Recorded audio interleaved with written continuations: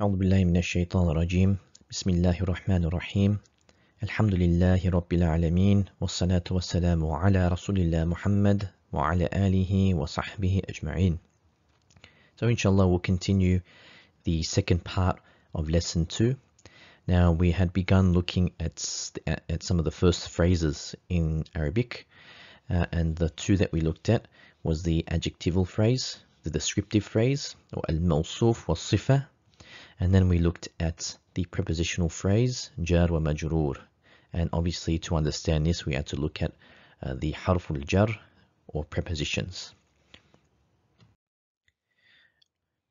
Now, these two phrases, the mawsuf sifa and the prepositional phrase, were looked at separately.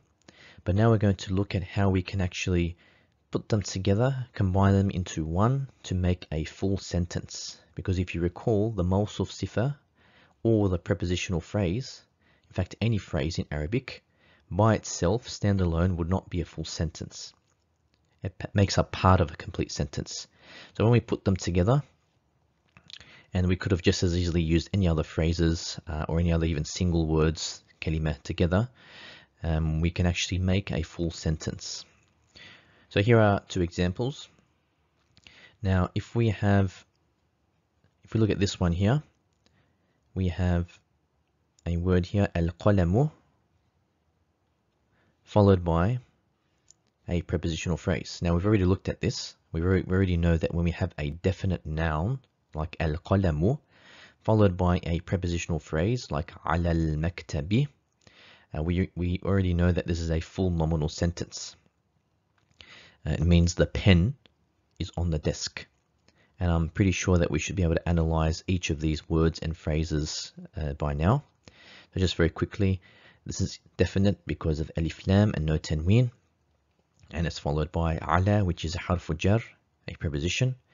After the harf jar comes the ism majroor, this noun here that it's acting upon. And it takes a kasra because of the preposition harf jar before it. So very simple there. This is acting on this, causing it to take the kasra. And we get this prepositional phrase meaning on the desk. Now let's say we want to actually describe, so we have a pen that's on a desk, but we now want to specify what kind of pen is on the desk. So I want to describe this noun here in further detail. So to describe this noun here, we would simply turn it into a mawsuf sifa phrase. So now we want to say not just the pen is on the desk, we want to say the broken pen is on the desk. All we do is turn al-qalamu into having a sifa. So make it a mawsuf sifa phrase. So we would say al-qalamu al-maksuru or al-qalamu al-maksuru. This here is now a mawsuf sifa phrase. How do we know that? Well, we have a noun followed by a sifa, an adjective. And we should know that al-maksuru is a sifa because it's the meaning of the word means broken. So that's one indication. But also from the structure of this phrase itself, we understand that we have two nouns, two isms, and both are ma'rifah or definite. Both are masculine or mudhakkar. Both are in the singular. You may not know this yet. We will cover this very soon. But take my word for it now that they're both in the singular form. And they both have the same i'rab. They end with a dhamma. As you can see on the ends here, they follow each other. So basically the sifa, the noun that comes after, needs to follow the mawsuf in these four things. Once it does that, we know that it's a mawsuf sifa phrase. So we treat this here as one one unit, one single unit, like a word itself. So when we can't separate them from each other. If you remember, if you recall, I mentioned that phrases, the murakkab, cannot be separated from each other. They act as a single unit, just like you can't separate the letters within a single word from each other. And we keep the prepositional phrase, the jar wa majroor, the same here. على المكتب. So القلم المكسور على المكتب. The broken pen is on the desk. So now we've expanded the detail within our sentence. Now this is very important here. When the subject of the sentence is definite, it comes at the beginning. So here, the subject of our sentence is this first phrase here. Now, because the Mawsuf Sifa is definite, we have alif lams in the beginning, it comes in the beginning of the sentence, and the prepositional phrase comes at the end, just like in this case here. The definite ism comes first, and then we have the prepositional phrase coming after, the jar wa majroor. This happens only when the subject, the first word here, is definite. So we've got alif lam, we know it's definite in this case. However, if we have the same kind of sentence, but this time we have the subject of the sentence is indefinite, it comes at the end. So in this sentence here, the pen is actually still the subject of the sentence. This sentence is trying to talk about this pen and where is it and what kind of pen it is. However, if you notice, it's indefinite, nakira, because of the tanween. Now, because it's an indefinite noun, we put it into the second part, the later part of the sentence, and the prepositional phrase is at the beginning. The jar wa majroor comes in the beginning. So let's analyze this sentence. We have qalamun, which we already mentioned was nakira, indefinite. Jadidun. Jadidun is a sifa. It means new. And you can tell here that it's following qalamun in those four things that a mawsuf sifa phrase needs to have following. So they're both indefinite, they're both masculine, they're both singular, and they both end with the same harakah or the i'rab, so dhammah. Regardless of whether it's a tanween or not, it's still the same harakah. So we know straight away that this is a mawsuf sifa phrase, but it doesn't mean it's not talking about a definite thing, the pen. It's now a pen, a new pen. What about the new pen? It's on the desk. So alal maktabi, that still stays the same. The only thing is, because this mawsuf sifa and the subject of the sentence was indefinite, it's pushed to the end of the sentence, and the prepositional phrase comes first. So you can't say qalamun jadidun alal maktabi. That would be incorrect grammar use or syntax. The correct way would be to say على المكتب قلم جديد. Of course, if we said the new pen is on the desk, we would, like the previous slide, we'd use the same structure. We'd have the mawsuf sifa phrase coming first, and then the jar wa majroor, the prepositional phrase, coming after. So in this example here, if you remember on the previous slide, we had القلم والقلم المكسور على المكتب. The broken pen is on the desk. But if we're trying to say a broken pen is on the desk, we swap around these two. So here's the two phrases in the sentence, the jar wa majroor and the mawsuf sifa, and they've swapped orders with each other because this is indefinite, nakira. And just always keep in mind the structure of these phrases. So harf jar and ism majroor, it's taking the kasra. How do we know that this was a harf jar? We just have to memorize it. We have to know that ala is a harf jar and it means on or upon. Now the reason why we memorize these is because they don't change their structure. Ala always looks like ala. It doesn't take any other harakah or any other letter No matter where it is in a sentence, it's always ala. Whether it's acting on a plural or a singular, or it's in the beginning or the end of a sentence, it's always ala. It doesn't change the structure. And that's with all huruf or particles. Whereas with nouns, like these, they can change the structure depending on whether they're singular or dual or plural. The harakat, the end can change, etc. And even with certain verbs, not all of them, they can also change the way they look as well. And obviously with the different tenses and conjugating the verbs, there's a lot of changes involved. Letters dropping, letters added. So that's why we have to learn later on in morphology how to conjugate verbs and different words and derive them. But with the huruf, the particles like ala or ila or min or taht or li or bi, they never change the way they look. So we can just memorize them as tables, for example. Now here are some examples of the Mawsuf Sifa followed by the prepositional phrase.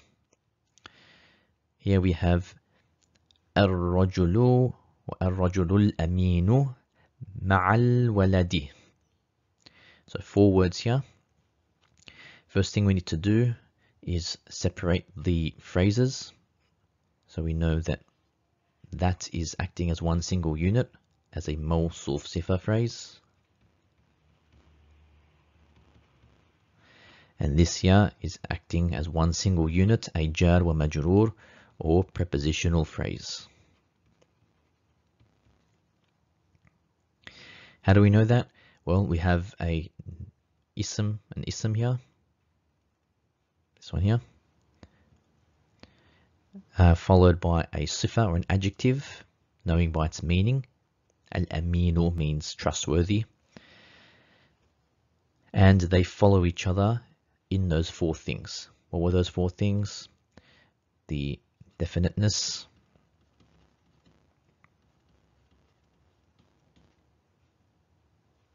the gender, the jins, so whether it's mudhakkar or mu'annath. They follow in the adad or plurality, number, and they follow in the i'rab or declension, the harakat at the end. And if you look at these 2, they follow each other in all these 4 things. So it's a Mawsuf Sifa phrase. Al-rajulu means the man. Al-aminu is a sifa meaning trustworthy. So the trustworthy man or trusty man is, because in between the phrases would be where the is comes. Ma'a means with. It's a harf jar.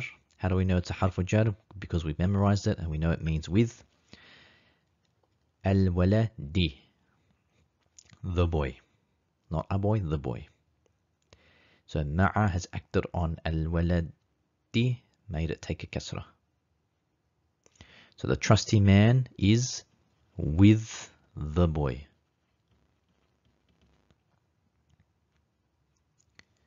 In this example here, Al-bintu rashidatu fil fasli. So again, we can break it up in the middle there. These 2, they follow each other in those 4 things. So it's a Mawsuf Sifa phrase. So yes, they're both feminine or mu'annath, even though there's no ta marbuta here. We know that al-bintu is a feminine word. And fil fasli. Fi means in. It's a harf jar because we memorized that. It's acting on al-fasl, forcing it to take a kasra. Al-fasl means classroom. So we can say here to translate the righteous girl. And if you notice in English, you translate the other way around. Here we have the object being described and the adjective sifa coming after. Whereas in English, the adjective or sifa comes first and then what it's talking about. So we usually don't say the girl righteous. If you were to do a literal translation, you would say the righteous girl is in the classroom.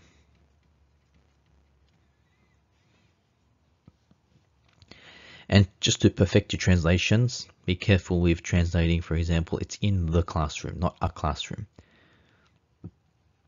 And in these cases, because the Mawsuf Sifa, or the subject in the sentence, is definite, it's a known man, it's a known girl, they're at the beginning of the sentences. So in these examples, the subject of the sentence is at the end. Why? Because they're indefinite, nakira. Alright, they're still Mawsuf Sifa phrases. So naqatun jamilatun and babun maksurun.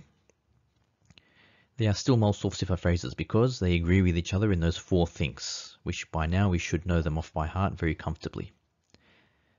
Both end with dhamma, both nakira or indefinite, both mudhakkar, in this case here we're talking about, and both singular.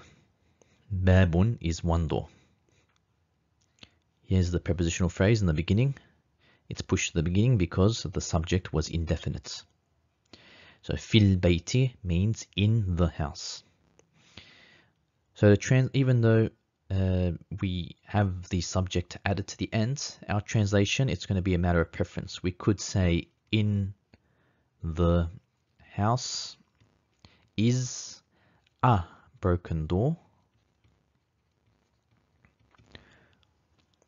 Or we could have said a broken house, a broken door is in the house. So in English, regardless of the subject being indefinite, both translations would be fine. In fact, I think convention-wise, we usually use this one here. And this for certain reasons we're emphasizing the house or something. But in Arabic, it's strictly written in this way here, with this order.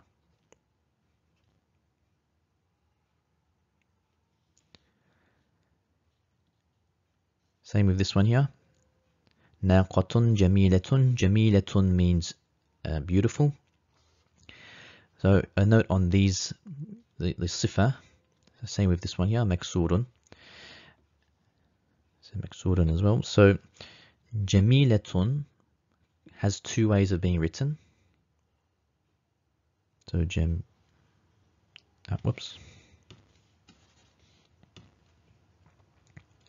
So we could have said jamilun,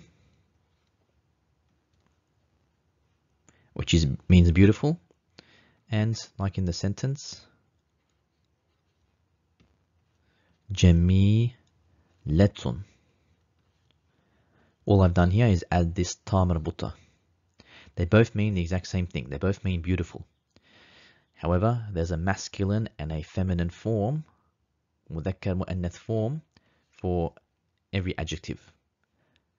Why? So we can, depending on what it's describing, so in this case, naqatun, we can, alternate between the two forms. Now, because naqatun is a mu'annath word, a feminine word, we've used here jamilatun, the feminine counterpart, because remember the genders have to match in the Mawsuf Sifa. Now, because of the genders needing to match, we need to make sure that we use the correct form of the adjective. And same with here, maksurun. Babun is mudhakkar, so we've used the masculine form here. So here we can translate this as or ard. We always think of meaning earth, but in this case I think we're going to be talking about ground. So ala al-ardi, taking the kasra, on the ground is a beautiful she-camel. Naqatun means she-camel. So that's the order it's written in Arabic. However, in English translation, I'd probably still say a beautiful camel is on the ground.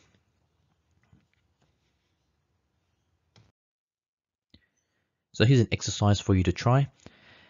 Basically, you have to fill in the blanks, but if you notice here, and I'm going to start giving a few exercises like this where we kind of try to get ourselves used to recognizing words without the haraka or the tashkil written. Because obviously a lot later down the track, we're going to start practicing reading some texts and eventually start reading those texts without the haraka. Now we know in the Holy Qur'an that the haraka, the tashkil, is always written. The reason for that is because someone's just learning the language and learning to read. No one wants them to make any mistakes with the haraka because it could drastically change the meaning of certain verses.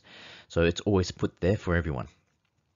However, if you've ever seen, an Arabic newspaper or, for example, a classical text in Arabic, like an old tafsir book, the haraka will not be written on 90% of the letters because people who read those books, they're obviously very proficient in the Arabic language, and they don't need those harakat there. They can identify what they are just by looking at the word or the sentence. And that's how the Arabs, even in the time of the Prophet Muhammad sallallahu alaihi wasallam, there was no harakat in the Quran as well, because they were so proficient with the language that they didn't need it.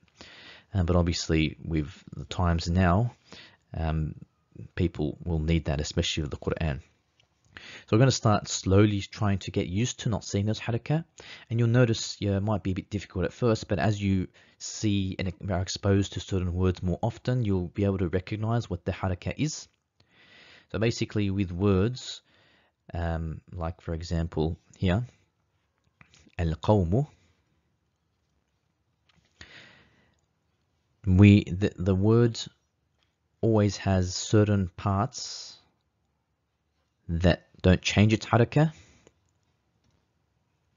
So now here it's always a fatha. It's always a sukoon here. Al-qaw, this particular part here never changes harakah because that's the structure of the word. That's how it's written. It doesn't change.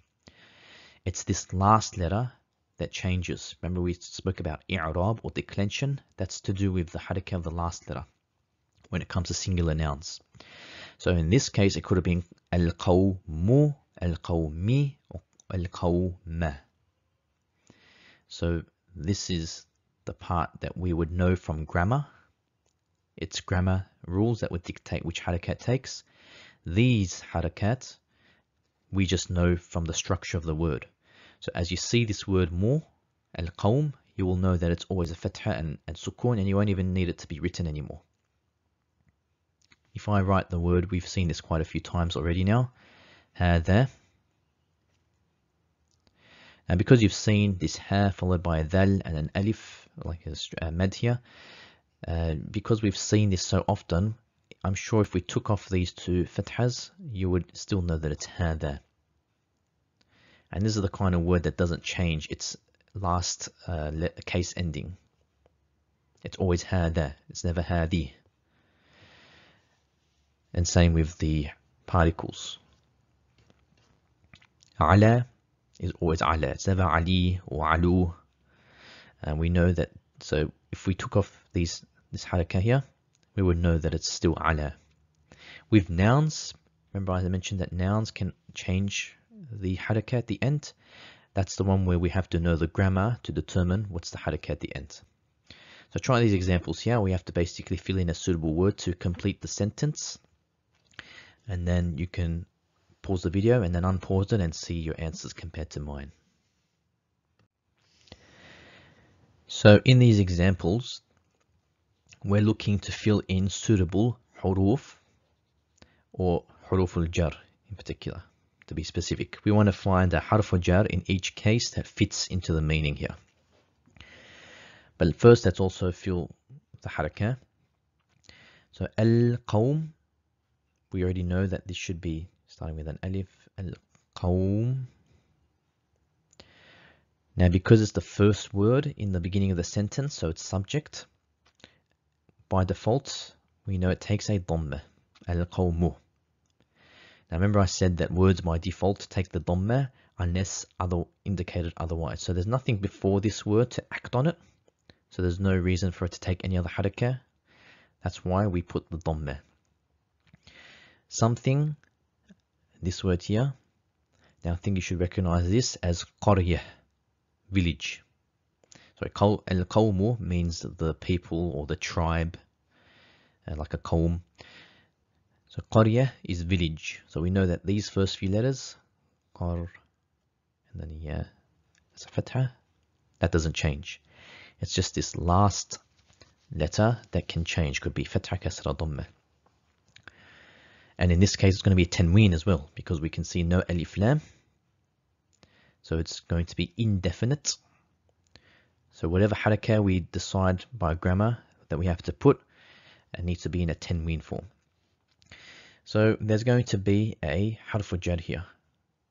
That's the sentences that we've been looking at. Now, the tribe and a village. So I'm thinking fi fits in well here. And fi we already know looks like this, doesn't change. Fa, the kasra, and the ya, fi. So I've just written it with the fa on top of the ya. It could have been like this as well. And because there's a harf jar, and that's going to be acting on this word here, it needs to take the kasra, or in this case, kasratain, tanween kasra. Al-qawmu fi qaryatin. We've got another word after. This you should recognize as being kabira, which means big. It's a sifa by its meaning, and the word big naturally means it's a describing word. So we know the first letter has to be a fatha, a kasra here, the dhamma there, and this here is the sukun. Kabira. So what harakah is this last ta marbuta going to take? Well, first of all, we should know that this here is a Mawsuf Sifa phrase. They're acting together. How do I know that? Because I can tell that both words are indefinite. They're both mu'annath, feminine, because they both end with a ta marbuta. They're both in the singular form. You know, qaryatin means one village, a village. And if that's the case, those three things are matching. What's the fourth thing that needs to match? The harakah at the end, the i'rab. Now this was, we know, forced to take a tanween kasra because of the fi, harf jar fi. Which means this also has to follow, the sifa has to follow the mawsuf and also take the tanween kasra. So now we have our complete sentence. Al-qawmu fi qaryatin kabiratin, which means the tribe is in a big village. So see how we've mixed a single kalima with a prepositional phrase, and here the prepositional phrase is this whole thing.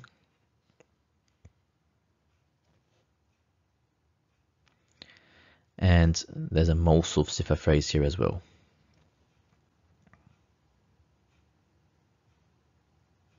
Okay. And we've made a full sentence, full nominal sentence. So here we have a word. Now you should recognize that this is al-ard. So that won't change.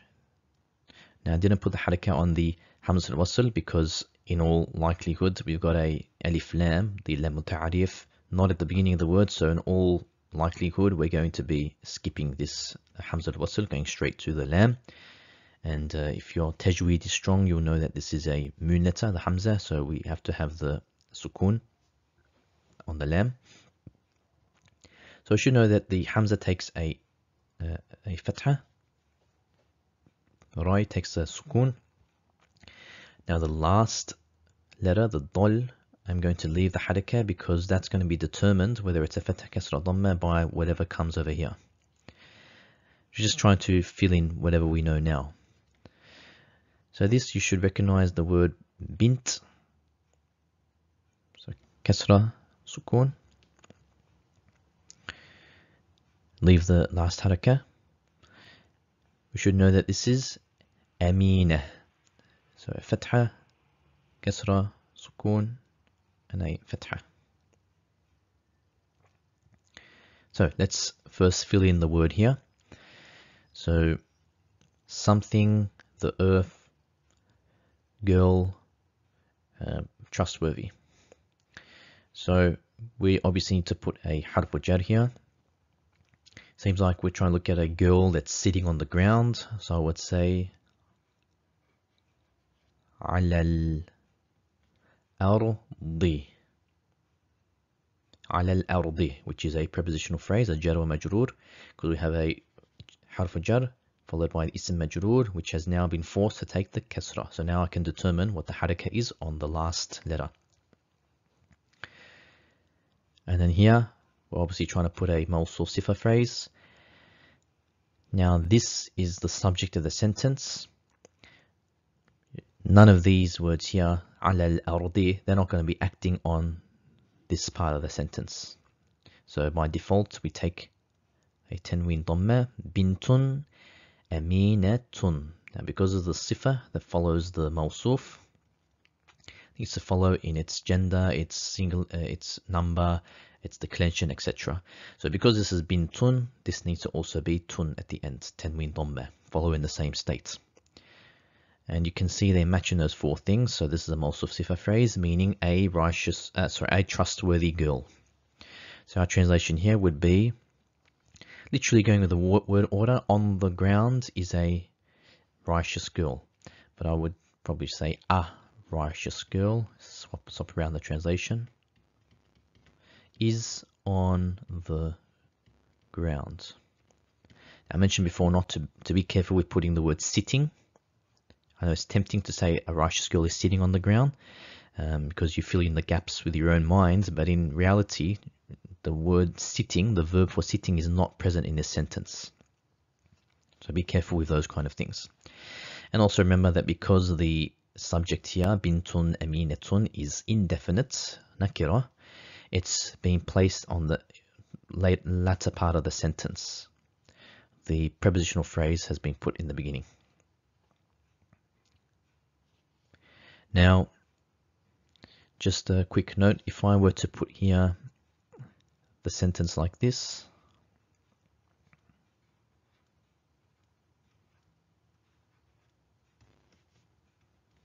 just going to fit it on the side there. We'll just continue it here.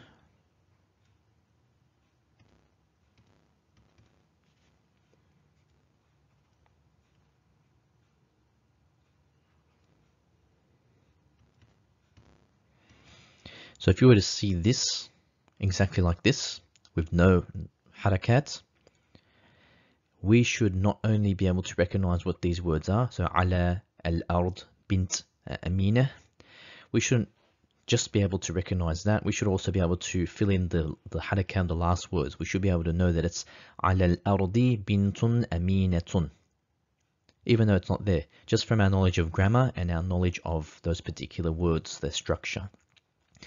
So this is a very simple sentence, a simple nominal sentence. You know, in especially, you know, later texts, we're going to be looking at sentences which can run a whole paragraph long.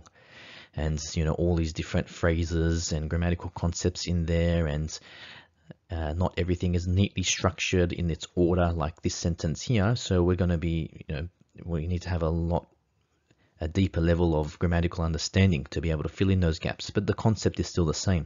When you see certain words, as we become more proficient in the grammar and the structure of those words from our vocabulary and our morphology, we would be able to read the sentence, filling in those haraka gaps, and whilst doing so, be translating it in our mind and understanding that sentence. That's basically how language works. So here we have al-rajul. Obviously it's in the beginning, so al-rajulu takes the dhamma by default. Al-rajulul. This word here, I'm not sure if I've shown this one to you before. Al-mashhur means famous. So mashhur, dhamma here. And because we can see it's a Mawsuf Sifa phrase, it's following in those four things, or it wants to follow in those four things. So the final one would be to match the haraka with each other. Al-rajulul mashhuru. Something imra'a. Should recognize from the word Rashida. Want to put a harf jar here. So I've got a famous man, something with a righteous woman. Probably the man is going to be with the woman, most likely. So I would put here Ma. that seems to be the most befitting one. So الرجل المشهور مع, so this is going to be skipped, the hamza wasl. مع ra a, and then this is going to have the kasra or tanween kasra because indefinite, which means this also has to take it as well. الرجل المشهور مع امرأة رشيدة. And here I can see this is trying to be al-maktab. Miftah with key. Miftah. Jadid means new. So we've got a Mawsuf Sifa phrase here. Seems like we're trying to say a new key. And a desk. Maktab, so probably going to say on the desk. على المكتب. So now it takes a kasra because this ala is acting on here. مفتاح جديد, because it's the subject of the sentence, and because it's indefinite nakira, this Mawsuf Sifa phrase is put into the second part of the sentence, the later part. Let's say on the desk is a new key. So here are some Mawsuf Sifa examples from the Qur'an. We don't have to concern ourselves with the whole ayah. Obviously there's a lot of different things here that we haven't covered, but I'm just focusing on the part I've underlined here.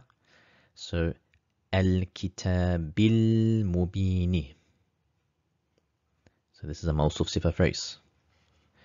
We know that because it's matching in those four things: definiteness, the harakat at the end, the i'rab, the singular, they're both singular, so the number, and they're both mudhakkar.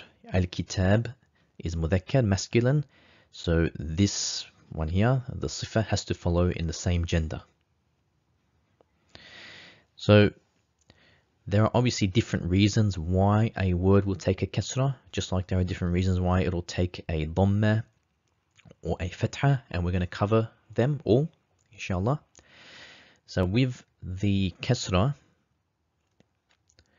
the state of the word needing to take a kasra, if it's singular, we've looked at one reason: if there's a harf jar before the word.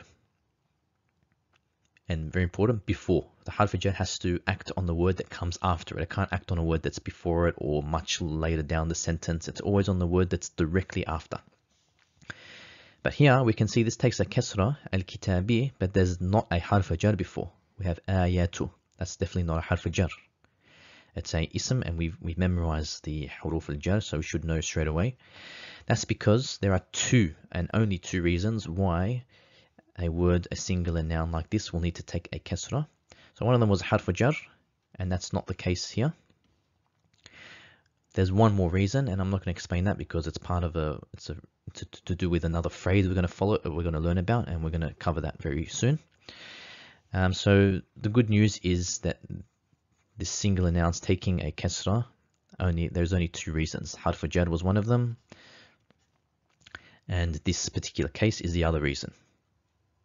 And with the reasons for taking a dhamma or a fatha in singular nouns, there are much more. There are a lot more reasons why that would be the case. So we've got to learn a bit more grammar in that case. Here we have kitabun mubinun. It's a Mawsuf Sifa phrase because it follows in those four things. Rahmatin wasi'atin and ayatan ukhra. Now there's something interesting about this one. Now, first of all, ayatan, this is indefinite nakira because of the tanween fatha. This one doesn't have a tanween, but we know that it's indefinite, still nakira, and obviously that needs to be the case because it's following each other in its definiteness. So not all nouns, and this is a very rare occurrence, not all nouns will take a tanween to show that it's indefinite. Like in this case here, ukhra. Ukhra is indefinite. It's incorrect to say ukhran. That's wrong. So these are only a few exceptions. The vast majority of words in the singular form, the vast majority of nouns will show their indefiniteness by taking a tanween. So why I put this line here was so next time we read ayats from the Quran, perhaps we'll be able to instantly recognize or pull out some Mawsuf Sifa phrases. And you don't even have to know the meaning of these words here. It's coincidental that you may already know, but you don't need to know that these are Mawsuf Sifa phrases, because you're looking grammatically at those four things: Mawsuf, a noun, being followed by a Sifa, and matching in those four things. Knowing the meaning of those individual words will help you when you start translating it, but you should still know before the translation that it's a Mawsuf Sifa phrase, meaning you're treating them as single units in the sentence, not separating them from each other and translating them together. In the end, I mentioned we're trying to work in this course towards translating the Quran into English. So we need to start by looking at grammar and which words are treated together and what's the harakat, etc. And then we work our way up towards analyzing it and then eventually making our translation. So the translation that we make is grammatically correct and reflective of that ayah itself. Some more examples here. يوم كبير العذاب الشديد رسول أمين. So we normally read this with a sukun arid here, but we're just pronouncing the whole thing because we're looking at grammar here. And رسول مبين or رسول مبين.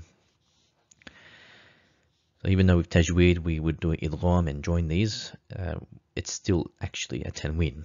That's not going to change. So what you can do is try to analyze these examples and at least try to briefly look at each one and just even mentally note those four things that match with each other. So just look at that and go, okay, yep, the alif lams, they're both definite, they both have fathas, and they're both mudhakkar and masculine. So just look at those in these examples and the previous slides examples just to kind of familiarize yourself with being able to identify those matches with each other.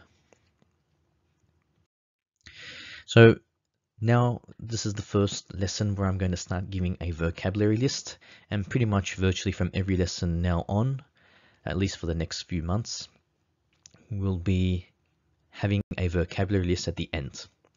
Now, most of the words would be words that we've already covered during that lecture, so you should already be comfortable with them.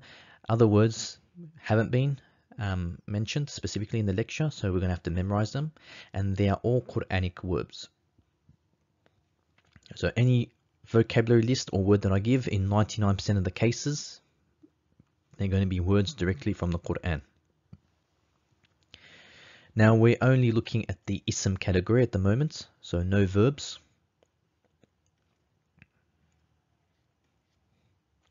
However, we did look briefly at some of the huruf or harf jar in particular, because there are different types of huruf, particles, and these ones, there was a table I put earlier on in this lecture with the different types of harf jar, particularly the first one with the most commonly used ones. We need to memorize those, and then we can start working on that second table. But with this vocabulary list, you need to memorize every single word before moving on to the next lecture. And the reason for that is because there's going to be a lot of exercises and examples given where I use these words from the previous lecture. From each subsequent lecture is going to use the previous lecture's vocabulary list, so we need to be very comfortable with those words. So these are all asma. You should know that by looking just instantly. There's tanweens and the meanings of the words, their objects. And notice that there are singular and plural versions given. I didn't give the jul because in Arabic we have singular, plural, but there's also jul, meaning two. So singular is one, jul is two, plural is 3+ in Arabic. So plural can only be 3 or more. In English, 2 would be classified as a plural. But in Arabic, it's classified as the jul, and it's written in a different way than the singular, but I didn't put them here because it's actually a very simple rule to be able to turn a singular noun into a jul. We just add a couple of letters, and depending on the grammar. But with the plural, we need to, in most cases, memorize them. And I'm going to talk about plurals very soon in the coming lecture. But we need to memorize the plural structure because in many cases, if you notice, like here, for example, there's quite a big change in the word structure. You know, like here, the singular and the plural look very different to each other. It's not just a matter of adding a couple of certain letters and a hard and fast rule. It's actually a little bit tricky. So singulars need to be memorized along with the plural together. That's a very important rule in Arabic. There's just no way around it, unfortunately. Some plurals are very easy. Grammatically, we just add a couple of letters, but in the vast majority of cases, they're going to be in these kind of cases where there's a singular and the plural looks very different, and we've just got to memorize it. So, ilahun, ilahatun, and the meaning are God. I put a because it's indefinite here. So memorize this whole list here. Singular, beladun, biladun, land or a land. You can put these into a vocabulary book that you have, into a table form, or type it up onto a Word document, however you want to do it. Stick it somewhere, refer to it every day. I know that there are a few good phone apps that, you know, in the App Store or in Google Play that help you with vocabulary. Definitely start looking into those. I know that they're very helpful. I think a very good app that people use is Quizlet is a very popular one for people learning languages. However you want to do it, but we need to memorize this regardless. The next table, if you notice some words, there's no difference with a singular or plural. Okay, or in some cases I haven't put the plural because it's very rare that it's used, or in the Qur'an it won't appear. So these ones, just memorize rahmatun as mercy, singular, but very easy. Whereas these ones, we have to know the plural forms as well. Another one here.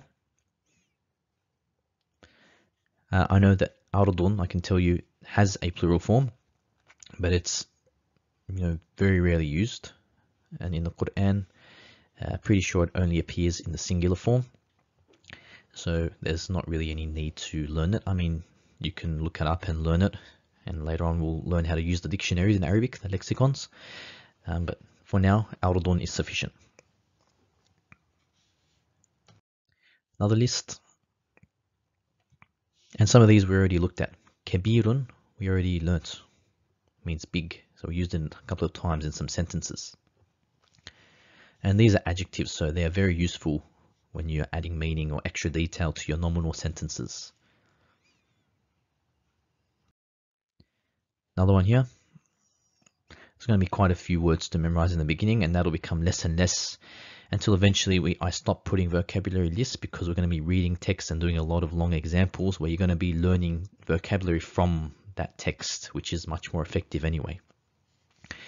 But, you know, we have to kind of start ourselves off with memorizing a few words to get ourselves going, get ourselves into gear and moving. And then eventually we just go with the momentum of adding extra words to our vocabulary bank from whatever text and examples that we read. And also, I'm going to be putting these slides at the end of every lecture, Qur'an translation exercises. So these examples, the majority of them I found from a text called, I believe it's called Arabic Through the Qur'an.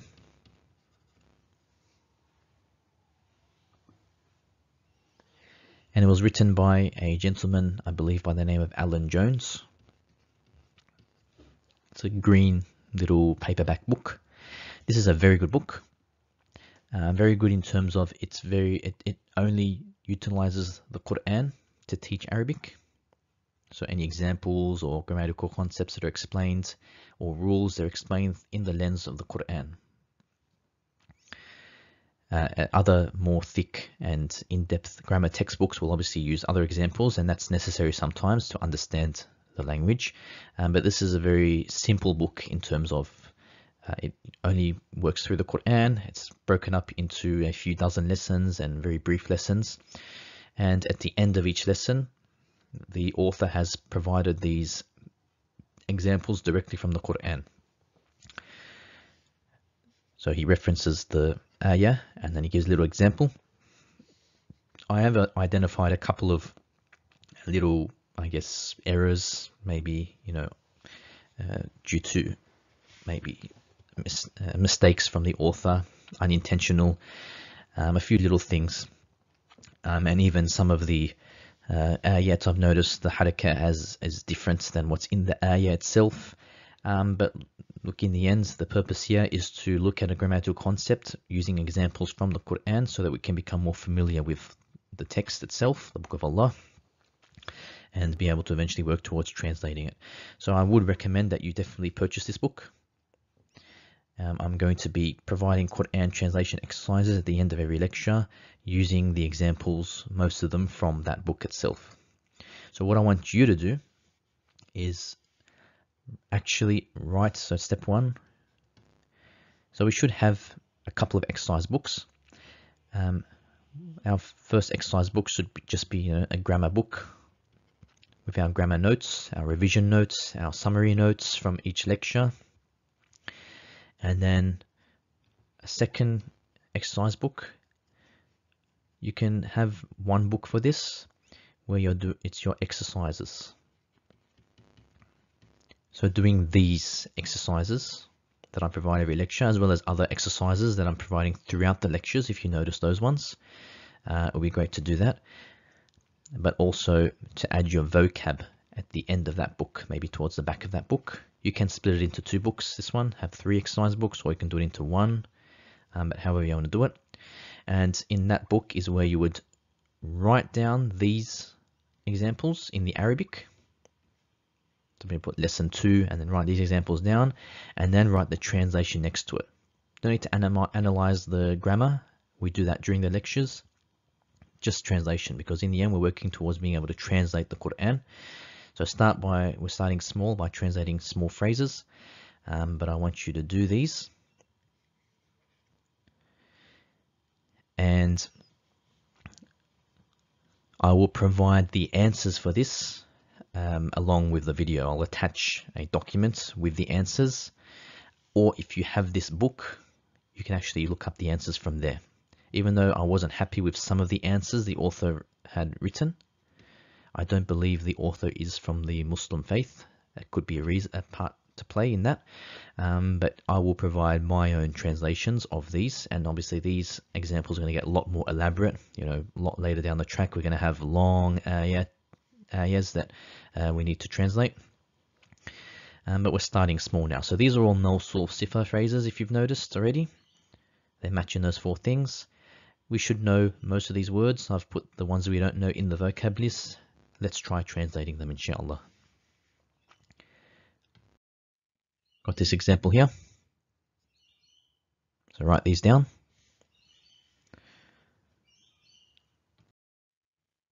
And this one here. Write these down neatly into your exercise book. And then put the translation next to it. Have a go in pencil. If you have a mistake, you rub it off, fix it up. But that's what pencils are for, to make mistakes and rub them off. Eventually we'll be so proficient that we won't even have to write it. We'll just instantly look at the phrase or the ayah or the sentence, inshallah, and be able to instantly translate it and know the meaning, which is where the real beauty of learning Arabic is.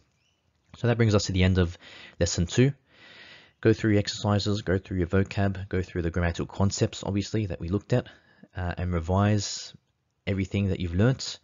And once you're strong and comfortable and your vocab is good, we'll move on to the third lecture, the third lesson, and we'll continue from there, inshallah. Do not skip things.